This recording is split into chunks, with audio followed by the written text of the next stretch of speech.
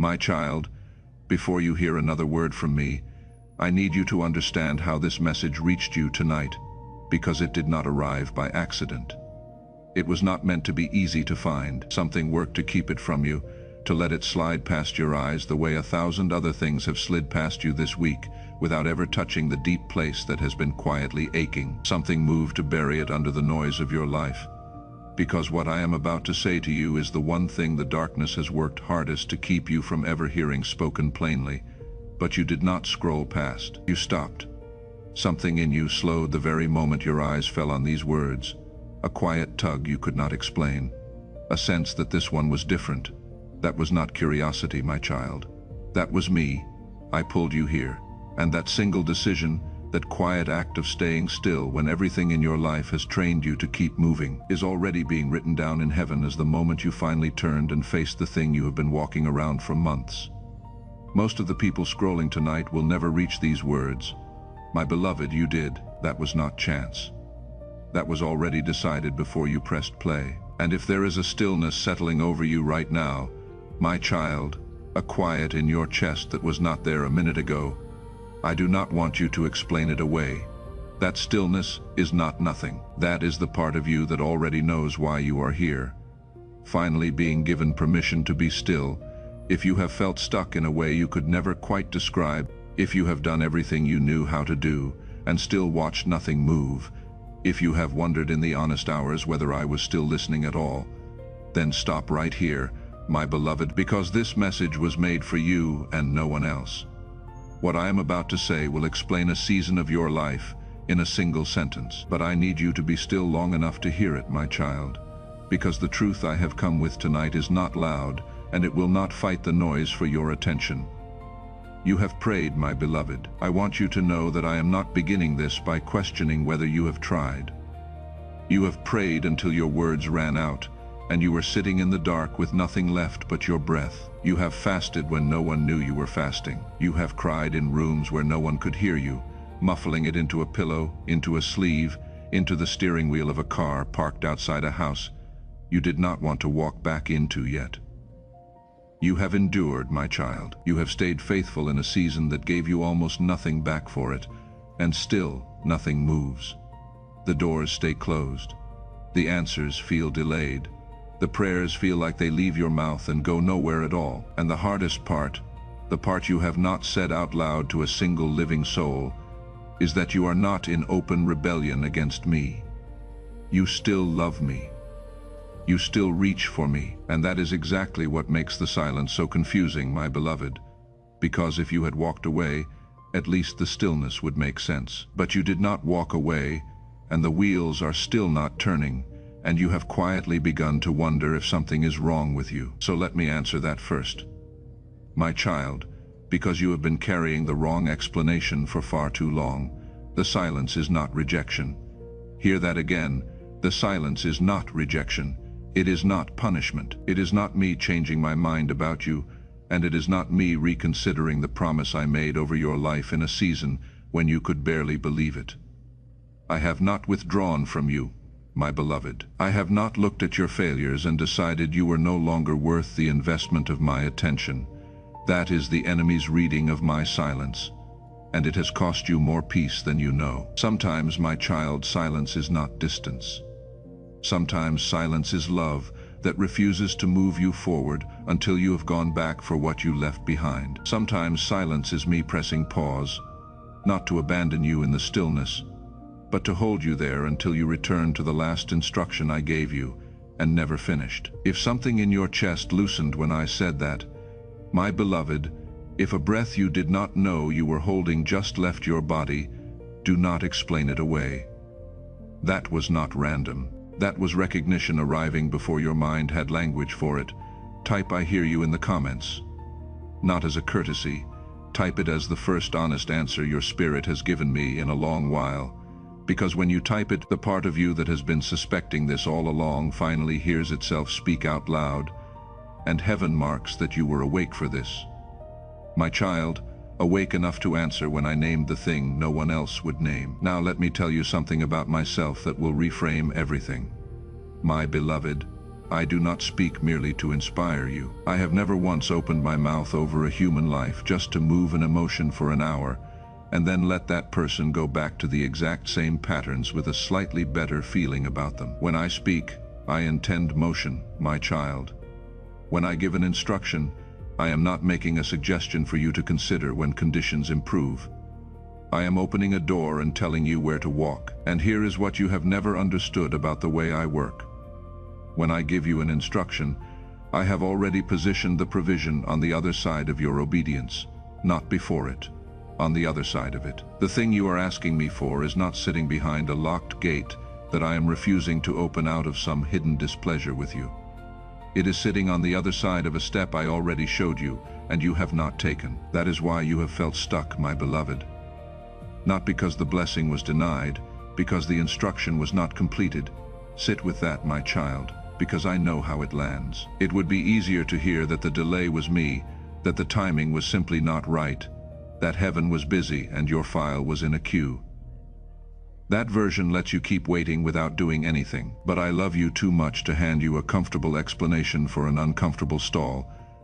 Until you take the step I already revealed, the next door will not open. Not because I am cruel, my beloved, but because the next door is on the other side of that step, and there is no path to it that goes around. You have been standing at a gate praying for it to open while holding in your hand the key I gave you months ago, asking me why it will not move. And I have been standing with you the whole time, my child, waiting, not withholding. And here is where I have to be honest with you about something you have been substituting for obedience, without ever knowing you were doing it. Emotion is not the key that unlocks divine movement. My beloved, obedience is. Your tears are real. I am not dismissing them, and I have never dismissed them. I have caught everyone, but tears without surrender cannot replace action, my child. You can weep over an instruction for a year and be no closer to it than the day I gave it. You can worship with your whole heart on Sunday and go home to the exact same disobedience on Monday and feel, because of the intensity of the worship, that something has been resolved. Nothing has been resolved, my beloved. Feeling moved is not the same as moving 1 Kings. 18:21 asks the question I am asking you now. How long halt ye between two opinions? How long, my beloved? That is the whole question. Not whether you believe, not whether you love me, how long will you waver? Because wavering looks spiritual. It uses religious words. It prays about a thing it has already been told to do. It seeks confirmation for a word that was already confirmed, and it produces no fruit at all, my child. Not one piece, because wavering was never designed to produce fruit. It was designed to make standing still feel holy. So let me ask you the only question that matters tonight, my beloved. What is your this? I want you to name it plainly in your own mind right now, because I promise you that you already know. You have known since before you opened this message. It surfaced the moment I said the words, one thing you keep avoiding, and your mind flinched away from it and reached for something else. Go back to the first thing. That is it. That is what I am talking about, my child, and I am going to walk through it with you now, because for some of you it is one specific thing, and for others it is a quiet stack of things you have been calling seasons, when they were really avoidances. And if a specific thing surfaced the moment I asked, my child, if you felt yourself flinch away from it and reach for something safer, then name it now instead of letting it hide again. Type, I know my one thing in the comments. You do not have to write what it is. Heaven already knows what it is. Type it as an admission, my beloved. The first one you have made out loud, because avoidance has only ever had one power over you, and that is the power to stay unnamed. For some of you, my beloved, it is forgiveness. You have carried an offense for so long that you no longer feel the weight of it. The way a person stops noticing the sound of a machine that has been running for years. You picked it up as a shield, and I understand why. Something was done to you, and the shield was the only thing between you and the next blow. But hear me carefully, my child, because this is the part no one tells you. The shield became a cage. What you picked up to protect yourself has become the walls that hold you, and you cannot move forward carrying something that was designed to keep you standing still. Forgiveness does not say that what happened was okay. I need you to hear that with your whole spirit, my beloved, because that lie is the reason you have refused it for years. Forgiveness has never once said the offense was small. Forgiveness says you will not be chained to it. It says the thing that happened to you does not get to keep happening to you every morning for the rest of your life. Ephesians 4:31-32 says, "Let all bitterness and wrath and anger and clamor and evil speaking be put away from you with all malice, and be ye kind one to another, tender-hearted, forgiving one another, even as God for Christ's sake hath forgiven you." Put away, my child. Not deny, not pretend. Put away, set down, because your hands are needed for what I am about to give you. This is only the beginning, my beloved. In the next message I will show you the exact sign that confirms heaven received your obedience. The first thing that opens the moment you say yes. But the noise will not bring me back to you, and the feed will not remember you tomorrow. So follow this voice now, and turn on the reminder, my child. Let that small act of alignment be the first thing you have not avoided tonight. Now let me show you what heaven actually holds on you, my beloved, because you have assumed for a long time that the record was thin. It is not. I heard every prayer. Not most of them, not the eloquent ones, not the ones you prayed in front of other people. Everyone, including the ones you prayed with your face in your hands and no words at all. The ones that were only a shape your grief made in the dark. I saw every fast, my child, including the ones no one ever knew about, including the ones you broke early and felt ashamed of afterward. I counted every tear, my beloved, and not one of them was wasted. There is no such thing in my kingdom as a prayer that fell to the floor. Every faithful morning you rose when staying down would have been easier is in that record. Every hour you kept believing while the evidence was screaming at you to stop is in that record. And the record does not lie, my child. The record does not expire. But hear the rest of it, my beloved, because I would not be loving you if I stopped at the comfortable half. The same record that holds every prayer you prayed also holds the instruction that is still waiting. It is written there beside them. It has a date on it. It shows the day I spoke it to you, the way you knew immediately what it was, the way your whole spirit went still because you recognized my voice and did not want to. It shows the conversation you had with yourself afterward, the reasons you assembled, the way you told yourself you would do it when you were stronger. And it shows every prayer you have prayed since that day, asking me for the very thing that is sitting on the other side of it. That is the record, my child. Not a record of my silence. A record of a conversation where one of us has already spoken. If something in you just went still, my beloved, if your shoulders dropped as you understood that heaven was never absent but answering, then let that land where the wound has been. Type "the silence was not rejection" in the comments. Say it over every month you spent believing I had turned away from you. Because when you type it, you take back the years you spent grieving a distance that was never there. My child, and heaven records the moment you stopped reading my patience as my absence. For others of you, my beloved, the thing you are avoiding is not forgiveness at all. It is obedience to a specific call I placed on your heart, quietly, but persistently. I did not shout it. I almost never shout. I put it in you gently, and then I kept it there, and it has not left, has it, my child? It has been 3 years, or 7, or 11, and it is still there, still exactly as clear as the day I gave it. A work to start, a message to speak, a gift to steward that you have kept in a drawer because you were not sure it was good enough to be seen. And every time you have gotten close to it, fear has drowned my voice with the noise of what if. What if I fail? What if I am not qualified? What if I misheard you, and I look foolish in front of everyone who warned me? My beloved, I want you to hear what 2 Timothy 1-7 says about that voice, because you have been mistaking it for wisdom for years. For God hath not given us the spirit of fear, but of power, and of love, and of a sound mind. I did not give you that fear, my child. It did not come from me. So when you take counsel from it, when you let it set your calendar and choose your steps and postpone your assignment for another year, understand what is happening. You are being advised by something I did not send, and you are calling it discernment. And for many of you, my beloved, it is none of the loud things. It is the quiet things. It is repentance you have been circling for months. An honest turning you keep almost doing. It is purity in a place you have justified so many times that the justification comes automatically now, before you even feel the weight of it. It is surrender, real surrender, Not the word, but the act. It is releasing control of the one thing you are certain will fall apart if you take your hands off it. It is shutting doors that you keep reopening at night when you are tired, and the reasons feel thinner than they do in daylight. It is habits you keep excusing, my child. Habits you have baptized in spiritual language until they sound almost like faith. You have called them the way I made you. 1 Peter 1:15 says, "But as he which hath called you is holy, so be ye holy in all manner of conversation."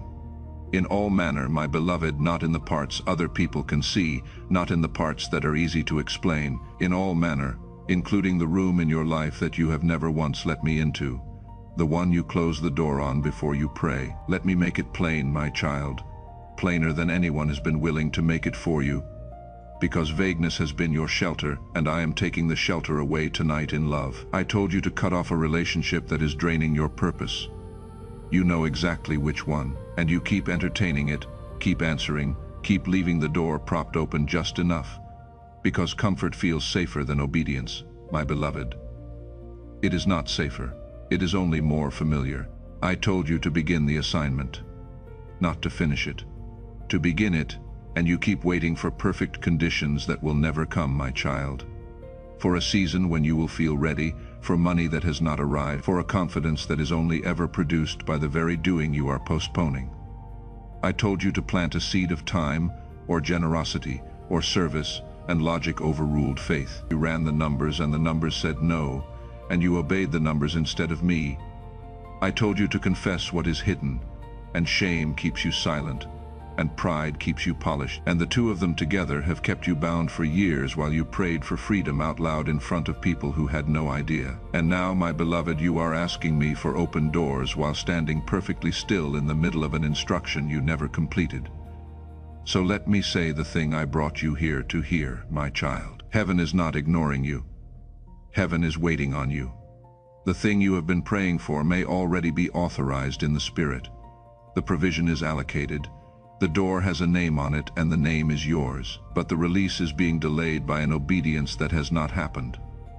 Until you obey, my beloved, you delay. Until you surrender, you stall. That is not a threat, my child. It is the mechanism, and I am showing it to you tonight because I would rather you feel the sting of the truth for an hour than spend another year praying for something you are standing 3 feet away from. Something in you is stirring to respond right now, my beloved, and I do not want you to let that stirring pass without giving it somewhere to go. As a ministry, we exist for one reason: to keep sending these words out to the people who need them, and to keep them free for the ones who could never pay for them. If the Lord places it on your heart tonight, sow a seed of any amount. Every gift, no matter the size, helps us continue this mission of carrying these messages of hope, prayer, and encouragement to people around the world. Visit the link in the description below, or scan the QR code on screen, and do not let this moment go by without answering me. My child, you have heard the thing. You have named it. Now say the word that has to come before any step ever gets taken. Type "Here I am" in the comments. 2 words that changed the course of every life in Scripture I ever spoke to. They did not say "I understand." They did not say "I am ready." They said "Here I am." Because when you type it, my beloved, you are not telling me where you are standing. You are telling me you have stopped hiding. Now let me take you back through my own history with you, my child, so you can see that this pattern is not something I invented for your season. My movement has always been tied to obedience. Always. Look at the Red Sea. My people stood at the edge of it with an army behind them and water in front of them, and they did what you have been doing. They panicked. They cried out. They prayed desperately and with completely sincere hearts. And their sincerity was real, my beloved, the same way yours is real. And do you know what I said to Moses in the middle of all that fervent prayer? Exodus 14:15 records it. "Wherefore criest thou unto me? Speak unto the children of Israel, that they go forward." Why are you crying out to me? Tell them to go forward, my child.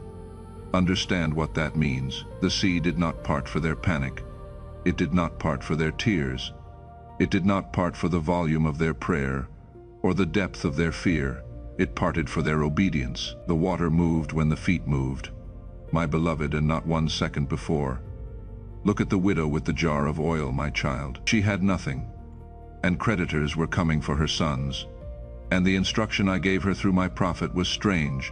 Borrow jars, not one or two, many. Borrow vessels from your neighbors when you have nothing to put in them, and no explanation for why you are asking. Go inside, shut the door, and pour. She could have argued. She had every logical reason to. But 2 Kings 4-6 tells you what happened when she obeyed. And it came to pass, when the vessels were full, that she said unto her son, Bring me yet a vessel. And he said unto her, There is not a vessel more. And the oil stayed. My beloved, look closely at when the oil multiplied. It did not multiply in the jar before she poured. It multiplied in the pouring.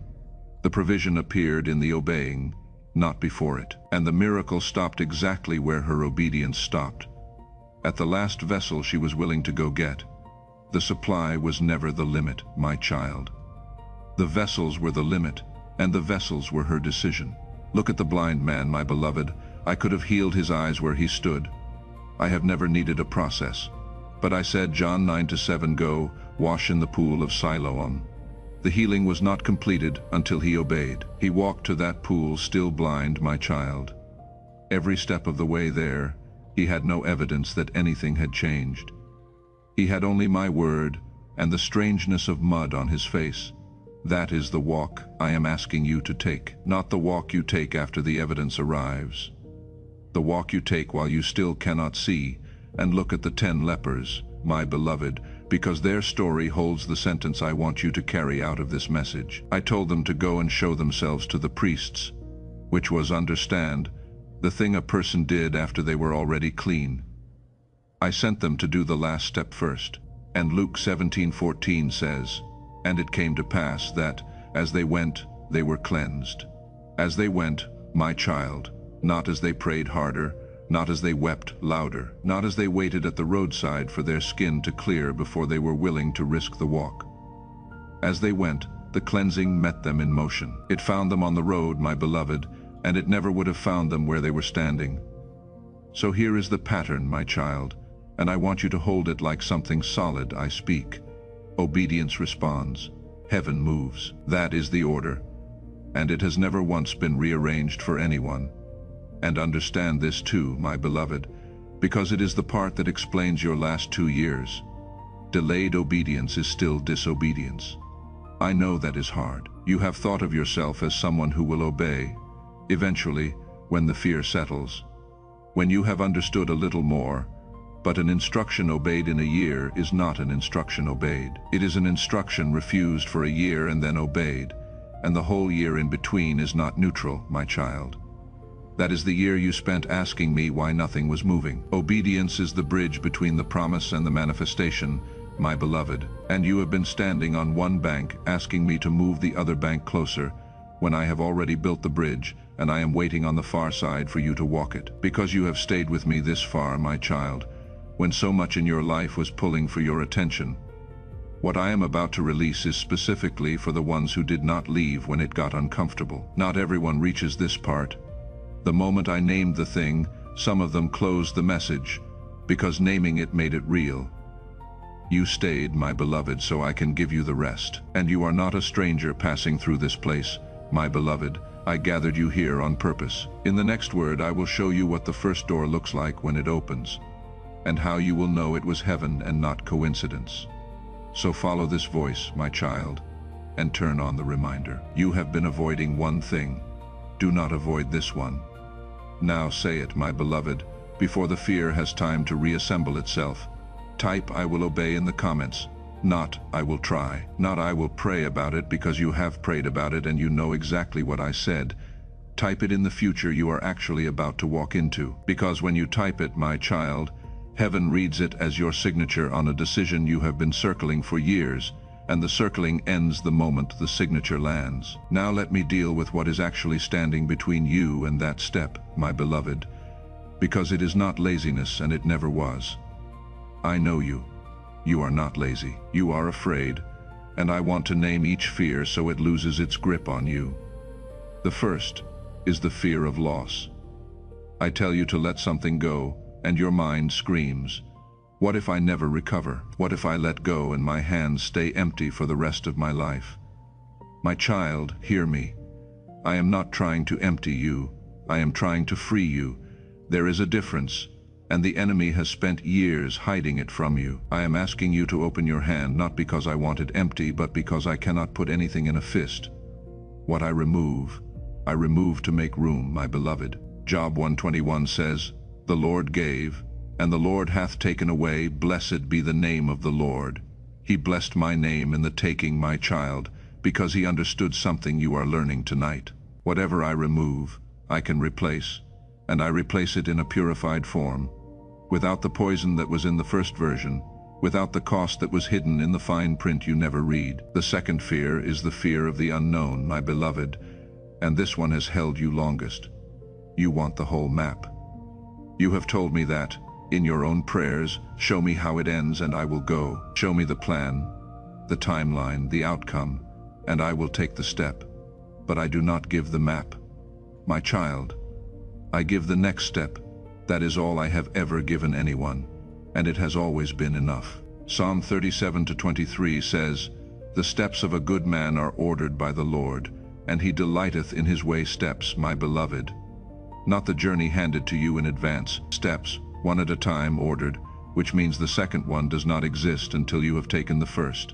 And Isaiah 45:2 tells you what I am doing while you walk. I will go before thee and make the crooked places straight. I am not waiting at the destination watching you struggle toward it, my child. I am ahead of you on the road, straightening what you have not reached yet. The crooked place you are so afraid of is already being made straight, my beloved, and you will only ever find that out by arriving there. And the third thing is not a fear at all, my child. And this is the one that requires the most honesty. It is pride.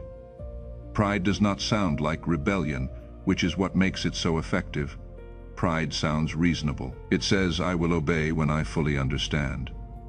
It says, I know better in this particular case because you do not know what this person did to me. It says, later, which is the most religious word pride ever learned to speak, because later sounds like faith, and it functions like refusal. My beloved, pride always delays destiny, always. It has never accelerated a single life. 1 Peter 5:6 says, Humble yourselves therefore under the mighty hand of God, that he may exalt you in due time. Under the hand, my child, not beside it, negotiating. Under it, which is the only position from which anyone has ever been lifted. If you felt your chest tighten just now, my beloved, if you recognized your own voice in one of those three, do not let the recognition pass without doing something with it. Type, I lay down my excuses in the comments. Not I will lay them down. Lay them down as you type it, my child, one word at a time. Because when you name an excuse out loud, it stops being a reason and becomes what it always was. And a thing seen for what it is has already lost most of its power over you. Now I must speak with a different weight, and the tenderness in my voice is going to step back for a moment, because there is an accounting that has to be named, and it cannot be named gently. There was a person, you know who, heaven knows who. And what was done to you was not small, and I am not going to ask you to pretend it was, because I do not build freedom on a lie. They betrayed a trust you had every right to give. They spoke about you in rooms you were never invited into, and shaped a version of you that the people in those rooms believed. And you have spent years since then living under a story you never got to answer. They watched you carry the consequence of what they did, and said nothing. Some of them are still speaking. Some of them have built comfortable lives on ground they took from you, and have never once felt the weight of it. Hear the accounting now in the authority of the one who kept every record. Heaven saw every part of it, not the summary, the parts no one else saw. The look on their face when they knew exactly what they were doing, the calculation before the words, the moment they chose, and then the moment they chose again to let you carry it. Nothing was missed. There is no version of this in which they got away with anything, because getting away requires a place where the record does not reach, and there is no such place. Isaiah 54:17 stands over this. No weapon that is formed against thee shall prosper, and every tongue that shall rise against thee in judgment thou shalt condemn. This is the heritage of the servants of the Lord, and their righteousness is of me. The weapon was formed. I will not pretend it was not, but it shall not prosper. And notice what that verse never once asks you to do.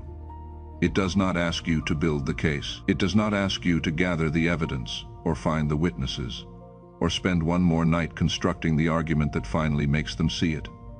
The vindication is mine. That is not a consolation, that is a jurisdiction. So understand what I am actually asking of you, because this is where the whole message narrows to a point. Your assignment is to let them go and step forward. My assignment is to settle the account. Those are two different assignments, and you have been trying to do both. And that is precisely why you cannot move. You cannot walk into what I have for you while holding the case file. Your hands are full of it, and you are not releasing them because what they did was small, my child. Do not let yourself believe that is what forgiveness means. You are releasing them because I am asking you to obey. It has nothing to do with them deserving it, and everything to do with the fact that obedience unlocks what their offense has been blocking. Every year you have held the case is a year the door stayed shut, and they are not the ones standing in front of it, you are. This is sacred vindication, not personal revenge. You do not lift a finger. You do not need the last word, my beloved, because the last word was never yours to speak. Stay in your peace while I settle what is mine to settle. If your shoulders dropped as I said that, if something you have been gripping for years loosened even slightly in your chest, then obey right now, in this moment, with the smallest step available to you. Type "I release them" to you in the comments. Not "I forgive them," if you are not there yet, and I am not going to force a word your heart has not caught up to. Release them to me, hand me the file, my child. Because when you type it, you are transferring a case you were never assigned to carry, and the moment your hands are empty, they are finally free for what I have been holding. There is someone else who needs to hear this word tonight, and has not found it yet, my beloved. Someone standing at the same gate, praying at the same shut door, holding the same file, with no one to tell them why nothing is moving. This ministry exists to reach them. If the Lord places it on your heart, sow a seed of any amount for the one who is still practicing the release that costs the most. Every gift, no matter the size, helps us continue this mission of sending these words out to the world. Visit the link in the description below, or scan the QR code on screen. Now let me show you what obedience actually is, my child, because you have been thinking of it as behavior, and it is so much more than behavior. Obedience is a prophetic signal. When you obey, you are not merely completing a task on a list. You are broadcasting something into the unseen realm, a declaration that says, I am aligned with heaven, my will is under yours, and everything in the unseen hears it. My beloved, the thing that has been resisting you hears it. The thing that has been assigned to you hears it. Your obedience is the loudest thing you can say in the Spirit, and it is the only sentence there that cannot be argued with. When you obey, my child, you step into synchronization with divine timing. You stop living on your own clock, negotiating with a calendar that was never going to cooperate, and you begin moving at the speed of my arrangement. That is why some things that took you years of striving will suddenly take a single afternoon. Not because I finally decided to help, because you finally got in step, and obedience releases access. My beloved, it opens gates that stay closed to those who only listen. There are people who have heard everything I have ever said, and have never once walked through a door, because hearing was where they stopped. James 4:8 says, draw nigh to God, and he will draw nigh to you. Draw near, and I draw near. The movement begins on your side, my child, not because I am distant, but because I will not force nearness on someone who has not turned.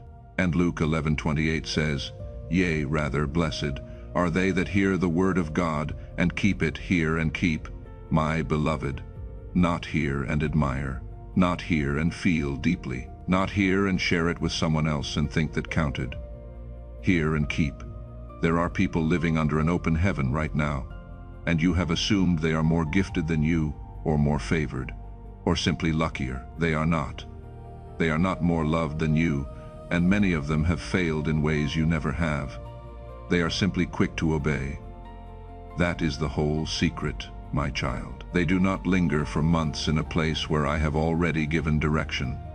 They hear, and they move, and because they move, they hear again, That is the cycle you have been outside of, and it has a door. And the door is standing open tonight. If something in you just rose up, my beloved, if you are tired of standing between two opinions and something in you refuses to spend another year at this same gate, then say it. Type "no more wavering" in the comments. Say it with the defiance it deserves, my child. Because when you type it, you are ending a negotiation you have been having with yourself for years. And negotiations do not end quietly. They end with a declaration. So here is your moment, my beloved. This is not a message.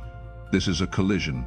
Right here, in this exact minute, my instruction and your response are meeting, and one of them is going to give way. And I want to say the thing that will either free you or unsettle you.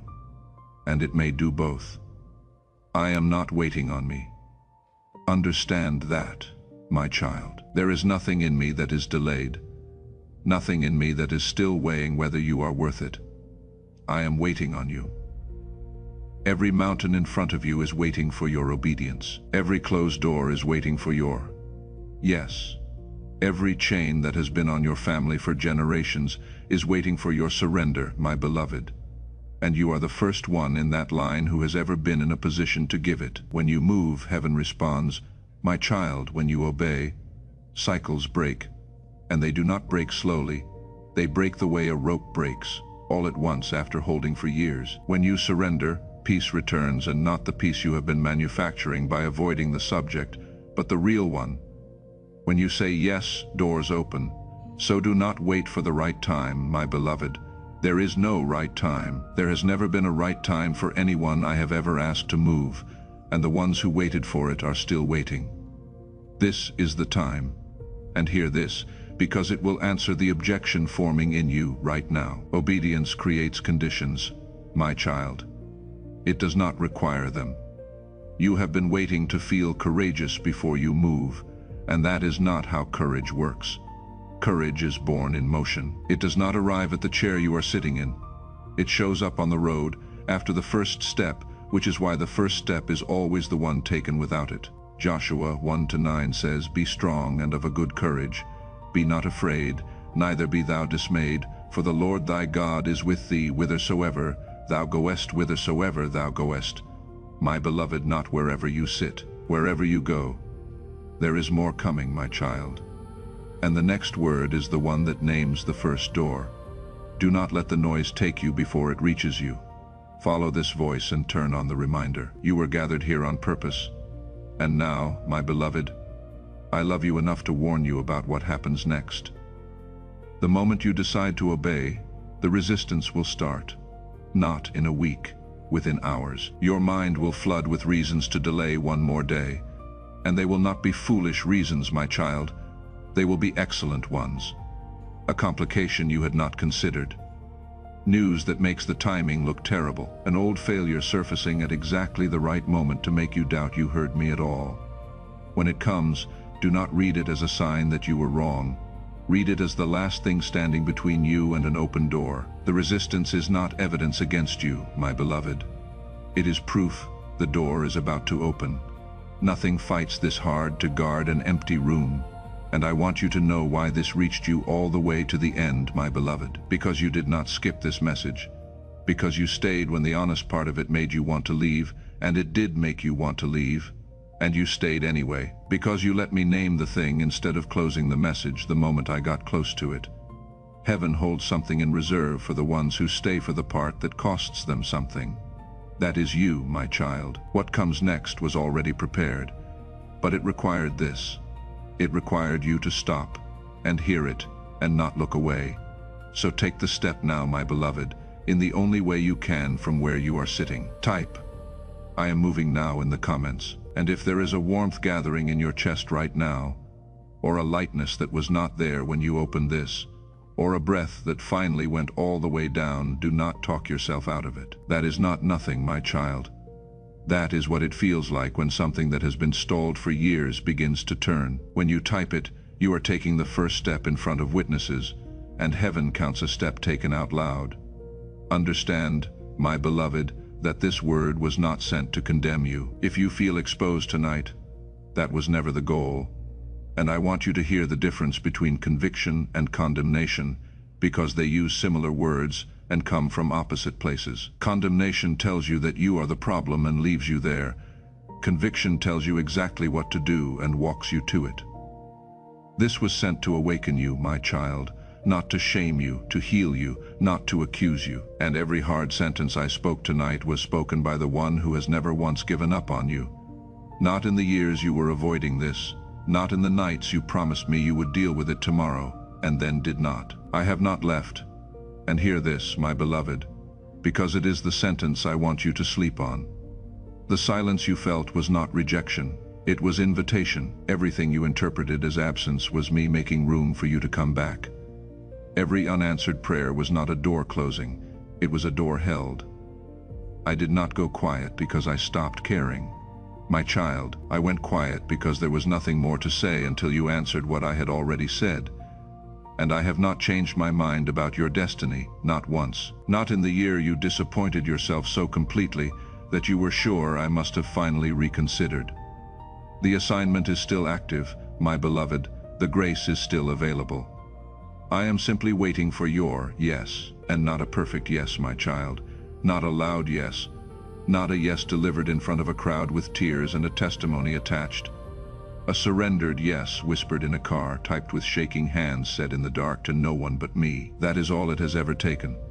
And the moment you say it, heaven moves, favor flows, doors open, and the provision you have been chasing for years turns around and begins chasing you. So come close now, my beloved, and let me pray this over you the way a father prays over a child who has finally stopped running from the one room in the house he wanted to enter.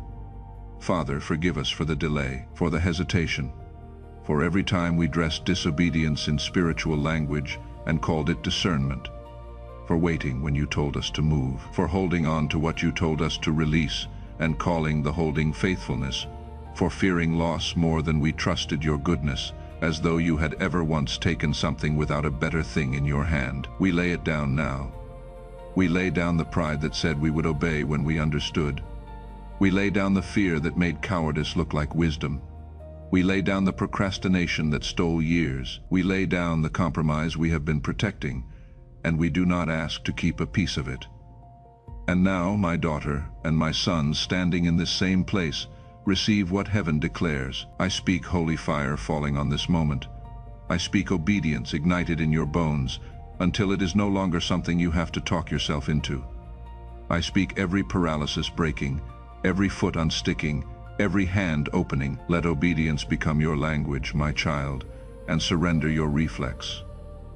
Let the gate that has not moved in years swing on the very day you finally take the step. You are not late, my beloved. You are here, and here is where it starts. Type "my yes" unlocks it in the comments. Say it as something already settled. My child, not something you are hoping is true, because when you type it, you are agreeing with the mechanism heaven has used since the beginning.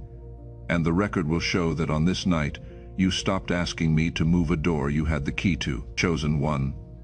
If this word reached the place in you that has been standing still, then before you go, there is one more thing I want to invite you into. As a ministry, we are believing God to help us raise the remaining $5,000 needed to continue sharing these messages of hope, prayer, and encouragement with people around the world. If the Lord places it on your heart to sow a seed of any amount, we would be deeply grateful. Every gift, no matter the size, helps us continue this mission. Visit the link in the description below, or scan the QR code on screen, and may the God who has never once changed his mind about your destiny meet you in the very step you have been avoiding. May the fear that has held you break the moment your foot moves. May the door you stopped watching swing open on the day you finally obey. May the account you have carried for years be settled by the only hand with the authority to settle it. And may you discover, on the other side of the one thing you have been walking around, everything heaven has been holding for you all along. Heaven has been waiting on you, beloved. Say yes, be blessed.